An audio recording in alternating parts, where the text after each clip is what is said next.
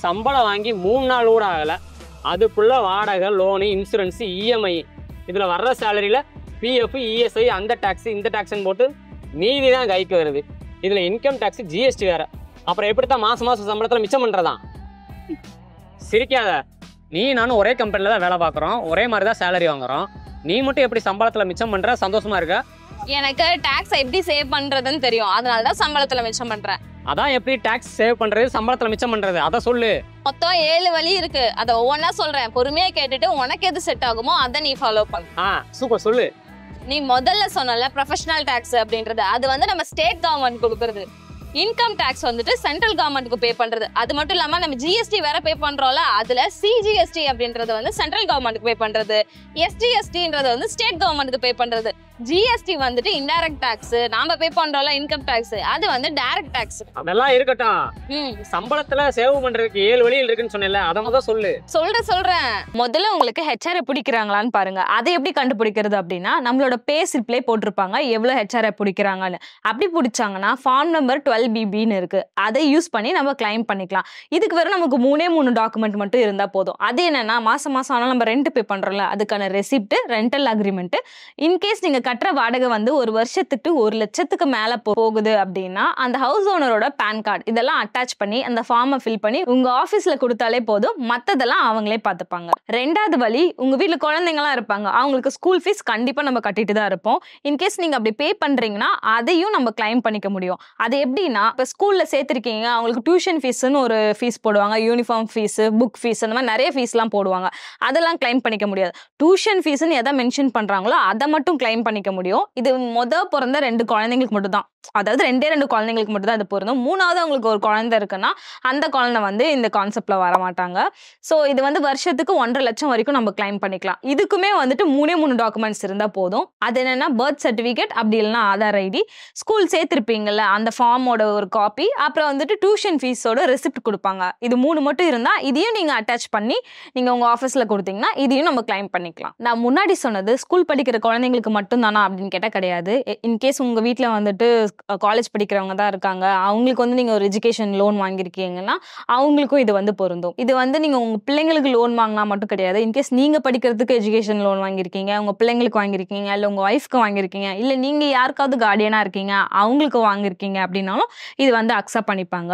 In case நீங்க வந்து 10 லட்சம் எஜுகேஷன் லோன் போட்டு வாங்கியிருக்கீங்க, அதுக்கு மாசம் ஆனால் ஒரு 10,000 ரூபாய் கட்டுறீங்க அப்படின்னா அந்த இன்ட்ரெஸ்ட்கான அமௌண்ட் மட்டும் நீங்க கிளைம் பண்ணிக்க முடியும். ஆனா இதுக்கு ஒரு கண்டிஷன் இருக்கு. என்னன்னா, இப்போ எஜுகேஷன் லோன் போட்டு ஒருத்தங்க காலேஜ்க்கு போறாங்க அப்படின்னா அவங்க வந்துட்டு ஃபுல் டைமா போய் படிக்கணும். இந்த பார்ட் டைமா போய் படிக்கிறாங்கல்ல, அவங்களுக்கு இது வந்து சூட் ஆகாது. இதுக்கு வேற 4 டாக்குமெண்ட் இருந்த போதும். நீங்க காலேஜ் ஜாயின் பண்ணும்போது அந்த அட்மிஷன் ஃபார்ம் கொடுத்துருப்பாங்க, அதோட காப்பி ஒன்று வேணும். அதுக்கப்புறம் நீங்க இஎம்ஐ பே பண்றீங்க அப்படின்னா மாசம்னா பே பண்ணிட்டு இருப்போம்ல, அதுக்கான ரெசிப்ட் வேணும். அப்புறம் நீங்க எவ்வளவு இஎம்ஐ பே பண்றீங்க அப்படின்னு பேங்க்ல இருந்து ஒரு சர்டிபிகேட் வேணும். அதுக்கப்புறம் லோன் சாங்ஷன் பண்ண லெட்டர் வேணும். இது மட்டும் இருந்தா போதும், நீங்க இதை யூஸ் பண்ணிக்கலாம். 3வது, நீங்க ஹவுஸ் லோன் வாங்கியிருக்கீங்க அப்படின்னா அதோட பிரின்சிபல் அமௌண்ட்டை வந்து ரீபே பண்ணிக்க முடியும். அது வருஷத்துக்கு 1.5 லட்சம் வரைக்கும் ரீபே பண்ணிக்கலாம். இது வந்து வீடு வாங்கினா மட்டும் கிடையாது. இன்கேஸ் நீங்க லோன் வாங்கி வீடு கட்டினாலும் சரி, இல்லை வீடை வந்து சரி பண்றீங்க அப்படின்னா ஒரு 2 லட்சம் வரைக்கும் நீங்க இதை வந்து கிளைம் பண்ணிக்கலாம். இதுக்கு வெறும் 3 சர்டிபிகேட் இருந்தா போதும். அந்த ஹோம் லோனோட ஸ்டேட்மெண்ட் வேணும், அதுக்கப்புறம் அந்த பிரின்சிபல் ரீபேமெண்டோட ப்ரூஃப் வேணும், அதுக்கப்புறம் பொசிஷன் இல்லைனா கம்ப்ளீஷன் சர்டிஃபிகேட்னு சொல்கிறாங்க. இது மட்டும் இருந்தால் நீங்கள் கிளைம் பண்ணிக்கலாம். இது வரைக்கும் நான் வீடு வாங்கினதே கிடையாது, இப்போ தான் முறையாக நான் வீடு வாங்க போகிறேன், இல்லை ஆல்ரெடி இப்போ தான் வீடு வாங்கியிருக்கேன் அப்படின்னா உங்களுக்கு ஒரு குட் நியூஸ் இருக்குது. என்னென்னா, நீங்கள் எப்படியும் ஹவுஸ் லோன் போட்டு தான் வாங்கியிருப்பீங்க. அப்படி வாங்கியிருக்கீங்கன்னா அதுக்கான இன்ட்ரெஸ்ட் வந்துட்டு 50,000 வரைக்கும் நீங்கள் இதை யூஸ் பண்ணி கிளைம் பண்ணிக்கலாம். நீங்கள் வந்து ஹவுஸ் லோன் வாங்கியிருக்கீங்க அப்படின்னா அது 35 லட்சத்துக்கு மேலே போகக்கூடாது. அது மட்டும் இல்லாமல் அந்த ஹவுஸ் லோன் வாங்கி நீங்கள் வாங்கியிருக்க வீட்டில் நீங்கள் செல்ஃப் ஆக்குபைடு, அதாவது நீங்கள் குடியிருக்கணும், வேற யாரையோ குடி வைக்கிறது, அந்த ரெண்ட் அமௌண்ட்டை வாங்கி நீங்க இன்ட்ரெஸ்ட் பே பண்றது, அந்த மாதிரிலாம் இருக்கக்கூடாது. நான் வந்து ரொம்ப பெரிய வீடுலாம் கட்டல, ஒரு நார்மலா ஒரு சின்னதா குட்டியா ஒரு வீடு கட்டியிருக்கேன் அப்படின்னா அவங்களுக்கும் தனியாக ஆப்ஷன் இருக்கு. அது என்னன்னா, வருஷத்துக்கு 1.5 லட்சம் வரைக்கும் நீங்க கிளைம் பண்ணி நீங்க இன்ட்ரெஸ்ட், அந்த ஹோம் லோனோட இன்ட்ரெஸ்ட்டை வந்து பே பண்ணிக்கலாம். இதுக்கு வந்து ஸ்டாம்ப் டியூட்டி வந்துட்டு 45 லட்சத்துக்கு மேல இருக்கக்கூடாது. அதே மாதிரி இது உங்களோட வீடா இருக்கணும், அதே மாதிரி நார்மல் சைஸ் வீடா இருக்கணும். அப்படி இருந்தா மட்டும்தான் இது பொருந்தும். இதுல வந்துட்டு ஒரு இன்ட்ரெஸ்டிங்கான விஷயம் என்னன்னா, நீங்க வந்துட்டு நான் முன்னாடி சொன்னல ஒரு பாயிண்ட், நான் வந்துட்டு இதான் மொதல் டைம் வீடு வாங்க போறேன் அப்படின்னு. நீங்க மொதல் டைம் வீடு வாங்கி அதுல நீங்க குடியிருந்தீங்க அப்படின்னா இந்த ஆப்ஷனை யூஸ் பண்ணி நீங்க 2.5 லட்சம் வரைக்கும் கிளைம் பண்ணிக்க முடியும். அதுவே நீங்க மொதல் டைம் வீடு வாங்குறீங்க பிளஸ் வந்துட்டு அது ரொம்ப பெரிய வீடுலாம் கிடையாது, நார்மல் சைஸ் வீடு தான், அதுல நீங்க குடியிருக்கிறீங்க அப்படின்னா 3.5 லட்சம் வரைக்கும் நீங்க கிளைம் பண்ணிக்க முடியும். இதுக்கு என்ன ஃபார்ம் தேவை அப்படின்னா ஃபார்ம் நம்பர் 16 தான். நான் முன்னாடி சொன்னது வந்து 3 டிஃப்ரெண்டான ஹவுஸ் லோன் அண்ட் வந்து அதுக்கு எப்படி இன்ட்ரெஸ்ட் பே பண்றது, அதுல என்ன ஆப்ஷன் இருக்குன்னு நான் சொன்னேன். இந்த 3க்குமே காமனான என்ன டாக்குமெண்ட்ஸ் தேவை அப்படின்றத மட்டும் நான் இப்ப சொல்றேன். இதுக்கு மொத்தம் 4 டாக்குமெண்ட்ஸ் வேணும். முதல்ல என்னன்னா interest certificate, home loan statement வேணும், அப்புறம் அந்த லோன் சாங்ஷன் ஆன அந்த லெட்டர் வேணும், அதுக்கப்புறம் பொசிஷன் இல்லைன்னா கம்ப்ளீஷன் சர்டிஃபிகேட்னு சொல்றாங்க. இது 4 மட்டும் இருந்தா போதும், நீங்க அதை கிளைம் பண்ணிக்கலாம். அடுத்து நம்ம எல்லாருமே ஹெல்த் இன்சூரன்ஸ் போட்டிருப்போம். நீங்க வந்து உங்களுக்கு போட்டிருக்கலாம், இல்ல உங்க ஸ்பௌஸ் அதாவது ஹஸ்பண்ட்க்கோ ஒய்ஃப்க்கு போட்டுக்கலாம், உங்க பேரண்ட்ஸ்க்கு போட்டிருக்கலாம், இல்ல குழந்தைங்களுக்கு போட்டிருக்கலாம். இப்படி யாருக்கு போட்டிருந்தாலும் நீங்க கிளைம் பண்ணிக்க முடியும். இன்கேஸ் உங்க பேரண்ட்ஸ் வந்து 60 வயசுக்குள்ள இருக்காங்க, அவங்களுக்கு நீங்க ஒரு பாலிசி போட்டிருக்கீங்கன்னா அவங்களுக்கு வந்துட்டு இயர்லி ஒன்ஸ் வந்து 25,000 வரைக்கும் நீங்க கிளைம் பண்ணிக்கலாம். அதுவே உங்க பேரண்ட்ஸ் வந்து 60 வயசுக்கு மேல இருக்காங்க அப்படின்னா நீங்க அவங்களுக்கும் ஹெல்த் இன்சூரன்ஸ் போட்டிருக்கீங்க அப்படின்னா அவங்களுக்கு வந்து 50,000 வரைக்கும் நீங்க கிளைம் பண்ணிக்கலாம். இதுவே டாக்ஸ் பே பண்றவங்களும் சரி அவங்களோட பேரண்ட்ஸும் சரி 2 பேருமே 60 வயசுக்கு மேல இருக்காங்க அப்படின்னா டாக்ஸ் பே பண்றவருக்கு 50,000, அதே மாதிரி அவங்க பேரண்ட்ஸ்க்கு 50,000, மொத்தம் 1 லட்சம் வரைக்கும் நீங்க இதை கிளைம் பண்ணிக்க முடியும்.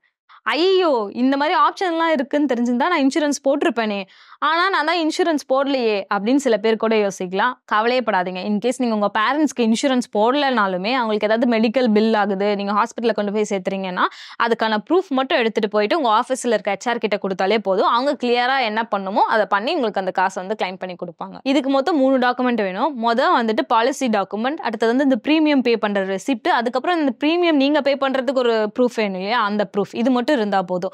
இன்கேஸ் இதுல உங்களுக்கு ஏதாவது ரொம்ப குழப்பமா இருக்கு அப்படின்னா உங்க கம்பெனில இருக்க HR கிட்ட போய் கேளுங்க, அவங்க பிரீஃபா சொல்லுவாங்க, அதன்படி செய்யலாம். நெக்ஸ்ட் நமக்கு காலங்காலமா பிடிக்கிற PF தான். இப்போ நீங்க ஆல்ரெடி வந்து உங்களுக்கு ஒரு 2,000 ரூபாய் PF எடுத்துட்டு இருக்காங்க அப்படின்னா நீங்க வந்து உங்க கம்பெனில சொல்லலாம், எனக்கு 2,000 ரூபாய் எடுக்காதீங்க, எனக்கு ஒரு 3,000 ரூபாய் எடுத்துக்கோங்க, இல்ல 3,500 ரூபாய் எடுத்துக்கோங்க அப்படின்னு சொல்லலாம்.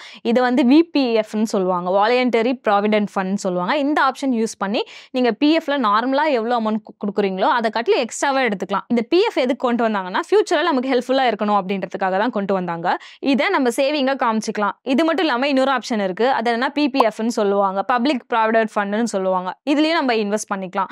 இதுல வந்து எவ்வளவு இன்வெஸ்ட் பண்ணிக்கலாம் அப்படின்னா 500 ரூபாய் வந்து 1.5 லட்சம் வரைக்கும் பண்ணிக்கலாம். வருஷத்துக்கு 12 முறையில இருந்து இல்ல வருஷத்துக்கு ஒரு வாட்டி கூட நீங்க இன்வெஸ்ட் பண்ணிக்கலாம். இது வந்து 5 வருஷம் 10 வருஷம் 15 வருஷம் லாங் டைமா இன்வெஸ்ட் பண்ணிக்கலாம். நீங்க எவ்வளவுக்கு எவ்வளவு லாங் டைமா இன்வெஸ்ட் பண்றீங்களோ அவ்வளவுக்கு எவ்வளவு பெனிஃபிட் நமக்கு கிடைக்கும். நீங்க டாக்ஸ் பே பண்றீங்க அப்படின்னா இந்த PPFல இன்வெஸ்ட் பண்ணிருக்கேன் அப்படின்றது காமிச்சு நீங்க வருஷத்துக்கு 1.5 லட்சம் வரைக்கும் கிளைம் பண்ணிக்க முடியும். இதுக்கு ஒரே ஒரு ப்ரூஃப் தான் தேவை. என்னன்னா நீங்க அந்த PPFக்குன்னு பாஸ்புக் கொடுப்பாங்க, அதோட காப்பி மட்டும் இருந்ததுன்னா அதை கொண்டு போய் HR கிட்ட காமிச்சிங்க அப்படின்னா நீங்க வருஷத்துக்கு இவ்வளோ இன்வெஸ்ட் பண்ணிருக்கீங்க அப்படின்றத காமிச்சு உங்களோட இன்கம் டாக்ஸ்க்கான இன்கம்னு ஒன்று இருக்கு இல்லையா, அதை வந்து ரெடியூஸ் பண்ணும். நான் சொன்னது எல்லாமே பார்த்துட்டீங்கன்னா இப்போ உங்களுக்கு ஒரு இன்கம் வரும், அந்த இன்கம்ல நீங்க டாக்ஸ் பே பண்ற மாதிரி இருக்கும். நான் சொன்னதெல்லாம் வச்சு நீங்க இன்சூரன்ஸ்ல நீங்க பே பண்றேன்னு சொல்லி நீங்க காமிச்சிக்கலாம். அப்படி இல்லை அப்படின்னா இந்த மாதிரி ஹவுஸ் லோன் வாங்கியிருக்கேன், இல்லை என் குழந்தைய படிக்க வச்சிருக்கேன், நீங்க டாக்ஸ் பே பண்றீங்கன்னா நான் முன்னாடி சொன்ன எல்லா வழியுமே வந்து நீங்க டாக்ஸை கம்மியா பே பண்றதுக்கான வழிகள் மட்டும்தான். இது இல்லீகல் கிடையாது, லீகலாவே நம்ம சட்டத்துல வந்து ஆப்ஷன் இருக்கு, இந்தந்த செக்ஷன்லாம் யூஸ் பண்ணி நீங்க இந்த மாதிரி கிளைம் பண்ணிக்கலாம் அப்படின்னு சொல்லிட்டு. சோ இதை நம்ம வந்து ராங்கா எடுத்துக்க வேணாம். இப்போ நீங்க வருஷத்துக்கு 4 லட்சம் வாங்குறீங்கன்னா அதுல ஒரு குறிப்பிட்ட அமௌண்ட் வந்து நம்ம டாக்ஸா கட்டுற மாதிரி இருக்கும். அதை டாக்ஸா கட்டாம எனக்கு இந்த மாதிரிலாம் கமிட்மெண்ட்ஸ் இருக்கு, நான் இதுல இன்வெஸ்ட் பண்ணிருக்கேன், இவ்வளவு லோன் வாங்கியிருக்கேன், இல்லை என் குழந்தைய படிக்க வைக்கிறேன் அப்படின்னு லீகலா நீங்க காமிச்சு அந்த டாக்ஸை வந்து கிளைம் பண்ணிக்கலாம். அதுக்கான வழிகள் மட்டும் தான் நான் இப்ப சொல்லிட்டு இருக்கிறது. நான் ஆல்ரெடி சொன்ன PF PPF மாதிரி இன்னும் ஒரு 3 ஸ்கீம் இருக்கு. NLS, அப்புறம் ELSS, அப்புறம் SCSS அப்படின்னு ஒரு 3 ஸ்கீம் இருக்கு. அந்த ஸ்கீம்ல கூட நம்ம இன்வெஸ்ட் பண்ணிக்கலாம். இப்போ நான் வந்து ஒரு ஸ்கீமோ இல்ல ஒரே ஒரு ஆப்ஷன் கொடுக்குறேன் அப்படின்னா அது வந்து எல்லாருக்கும் சூட் ஆகுமான்னு கேட்டா சூட் ஆகாது. அதனால தான் நிறைய ஆப்ஷனும் நிறைய ஸ்கீம்ஸும் சொல்லியிருக்கேன். அதுல உங்களுக்கு என்ன சூட் ஆகுமோ அதை பார்த்து அதுல நீங்க இன்வெஸ்ட் பண்ணிக்கோங்க. கடைசி ஆப்ஷன் என்னன்னா எலக்ட்ரிக் வெஹிக்கிள் தான். இதுக்கு வந்து ஆல்ரெடி GST 5% 12% வரைக்கும் தான் இருக்கு, 18% 20% கிடையாது. அது மட்டும் இல்லாம இப்போ நீங்க எலக்ட்ரிக் வெஹிக்கிள் வந்து லோன் போட்டு வாங்குறீங்க அப்படின்னா அதோட இன்ட்ரெஸ்ட் பே பண்றதுக்கு மட்டும் வருஷத்துக்கு 1.5 லட்சம் வரைக்கும் அவங்க தராங்க. ஸோ நீங்க டாக்ஸ் ஃபைல் பண்றீங்க அப்படின்னா அதுல வந்துட்டு ஓல்டு ரெஜிமியை சூஸ் பண்ணாம நியூ ரெஜிமியை சூஸ் பண்ணீங்க அப்படின்னா இது வந்து அப்ளிகபிள் ஆகும். இது மட்டும் கிடையாது, இதுக்கு முன்னாடி நான் சொன்ன எல்லா ஆப்ஷனுக்குமே நீ ஓல்டு ரெஜிமியை தான் சூஸ் பண்ணணும், நியூ ரெஜிமி சூஸ் பண்ணக்கூடாது. எனது ஓல்டு ரெஜிமியா? அப்படின்னு நிறைய பேர் கேட்பாங்க. ஃபர்ஸ்ட் டாக்ஸ் ரெஜிமினா என்னன்னு தெரிஞ்சுக்கலாம். டாக்ஸ் ரெஜிமி அப்படின்றது வந்து செட் ஆஃப் ரூல்ஸ்.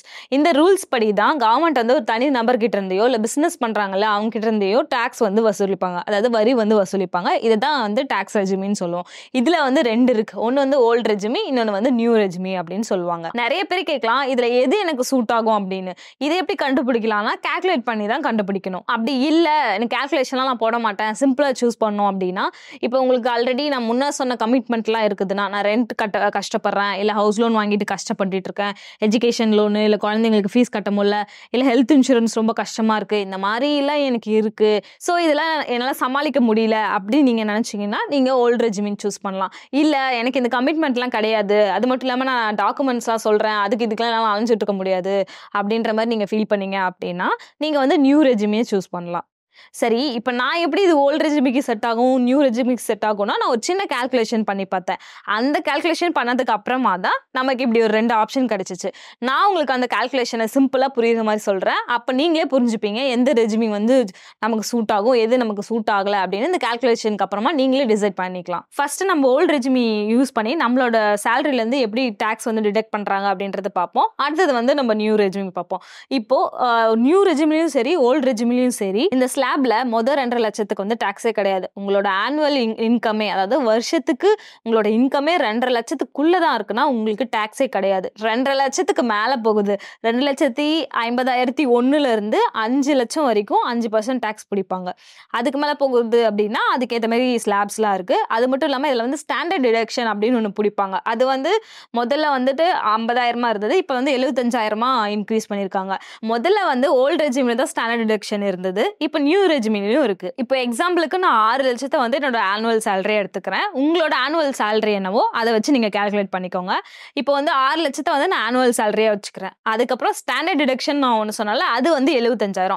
அப்போ 6 லட்சம் மைனஸ் 75,000 அப்படி போட்டோம்னா 5,25,000 நமக்கு வருது. ஸோ இந்த 5,25,000 தான் நமக்கு டாக்ஸ் பிடிப்பாங்க. மொதல் 2.5 லட்சத்துக்கு டாக்ஸ் இல்லை, அதை நான் முன்னாடியே சொல்லிட்டேன். ஸோ 5,25,000 மைனஸ் 2.5 லட்சம், ரிமைனிங் 2.5 லட்சம் இருக்குமா, அந்த 2.5 லட்சத்துக்கு மட்டும் 5% டாக்ஸ் போடுவாங்க. அப்படி டாக்ஸ் போட்டாங்கன்னா 12,500 ரூபாய்.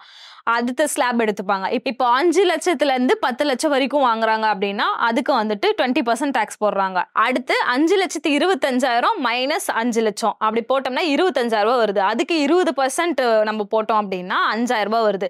இப்போ முன்னாடி ஃபர்ஸ்ட் ஸ்லாப் கால்குலேட் பண்ணோம் இல்லையா, அந்த 12,500 பிளஸ் இந்த 5,000 அப்படி போட்டோம்னா 17,500 ரூபாய் வருது. இதோட முடியல, இதுக்கப்புறம் செஸ் டாக்ஸ் வந்து 4% போடுவாங்க. எதுக்கு அந்த 4% போடுவாங்கன்னா 17,500 ரூபாய் மொத்தமா நான் சொன்னல, அதுக்கு 4% வந்து டாக்ஸ் போட்டாங்கன்னா 700 ரூபாய். ஸோ 17,500 ரூபாய் பிளஸ் 700 ரூபாவை நம்ம கணக்கு போட்டோம் அப்படின்னா 18,200 ரூபாய் வருது. இப்போ நீங்க 6 லட்சம் இன்கமா வாங்குறீங்க அப்படின்னா நீங்க ஒரு வருஷத்துக்கு பே பண்ண வேண்டிய டாக்ஸ் வந்து 18,200 ரூபாய். இது நான் எக்ஸாம்பிளுக்கு தான் சொன்னேன். உங்களோட சேலரி என்னவோ அதை வச்சு கால்குலேட் பண்ணீங்கன்னா உங்களுக்கு ஒரு அமௌண்ட் வரும், அதை வச்சு நீங்க ஃபைண்ட் அவுட் பண்ணிக்கலாம். இப்போ எக்ஸாம்பிளுக்கு நான் முன்னாடி சொன்ன மாதிரி 6 லட்சம் தான் நம்மளோட ஆனுவல் இன்கம்னு வச்சுக்கோங்களேன். அதுல வந்து ஸ்டாண்டர்ட் டிடக்ஷனா நான் முன்ன சொன்ன மாதிரி ஓல்டு ரெஜிமிக்கு வந்து 50,000 நியூ ரெஜிமிக்கு வந்து 75,000 அப்படின்ற மாதிரி ஃபிக்ஸ் பண்ணியிருக்காங்க. ஸோ இப்போ 75,000 வச்சுக்கலாமே. இப்போ 6 லட்சத்துல இருந்து 75,000 மைனஸ் பண்ணோம் அப்படின்னா 5,25,000 முன்னாடி போட்ட மாதிரியே தான். ஸோ இப்போ இந்த 5,25,000 தான் நமக்கு டாக்ஸ் வந்து கால்குலேட் பண்ணுவாங்க. இது எப்படி கால்குலேட் பண்ணலாம் அப்படின்னு பார்த்துட்டீங்க அப்படின்னா, இப்போ 5,25,000 மைனஸ் நான் சொன்னல டாக்ஸ், இதுல வந்து ஃபர்ஸ்ட் ஸ்லாப் 3 லட்சத்துக்கு டாக்ஸ் கிடையாது. ஸோ அந்த 3 லட்சத்தை மைனஸ் பண்ணோம் அப்படின்னா வெறும் 2,25,000. அதுக்கு வந்துட்டு 5% டாக்ஸ் போடுறாங்க அப்படின்னா 11,250 ரூபா. இதோட சேர்த்து செஸ் டாக்ஸ்ன்னு போடுவாங்க, அது வந்து 4%. 11,250 ரூபாய்க்கு 4% செஸ் டாக்ஸ் போட்டோம் அப்படின்னா 450 ரூபா வருது. ஸோ 11,250 ரூபா பிளஸ் அந்த 450 ரூபா போட்டோம்னா 11,700 ரூபாய் வருது. ஸோ இந்த நியூ ரெஜிமி சூஸ் பண்ணோம் அப்படின்னா நம்ம 11,700 ரூபாய் தான் பே பண்ற மாதிரி இருக்கு. அதுவே ஓல்டு ரெஜிமிக்கு எவ்வளோ ஆச்சுன்னா 18,200 ரூபாய் தான் ஆச்சு. ஸோ இப்போ உங்களுக்கு கிளியரான ஒரு விஷயம் கிடைச்சிருக்கும். ஓல்டு ரெஜிமி சூஸ் பண்ணி நம்ம ஃபைல் பண்ணோம்னா 18,200 ரூபாய் வருது. அதே மாதிரி நியூ ரெஜிமி சூஸ் பண்ணோம் அப்படின்னா 11,700 ரூபாய் தான் வருது.